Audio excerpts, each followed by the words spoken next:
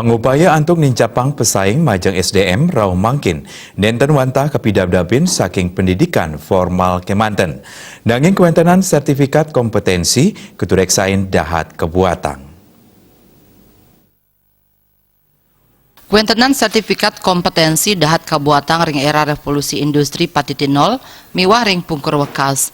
Genah pikarian taler nenten wantah urati saking bidang akademik. Kepala Bidang Sertifikasi LSP Informatika Albar Rubhasi Nyobyahang, para lulusan sane mangkin kejan tenang medue kewagedan sane becik. Nanging dan nureksain kewagedan punika mangde kejang kepin untuk kuentenan sertifikasi. Utamanya nih majang pesaing ring genah pikarian sane pinih mewah sekadi mangkin. Widang industri wantah utamayang para lulusan sane medue kewagedan.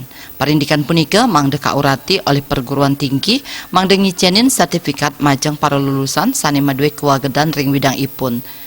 Kejan tenang pina kecihna antuk kewagedan para lulusan. Dan merekomendasikan apakah seseorang itu dinyatakan kompeten atau belum kompeten. Nah, jadi positifnya apabila seseorang itu disertifikasi kompetensinya, dia mengetahui seberapa jauh kompetensi yang dimiliki di bidang tertentu. Termasuk apabila dinyatakan belum kompeten juga, dia tahu apa yang harus diperkuat lagi atau apa yang harus didalami lagi ke depannya.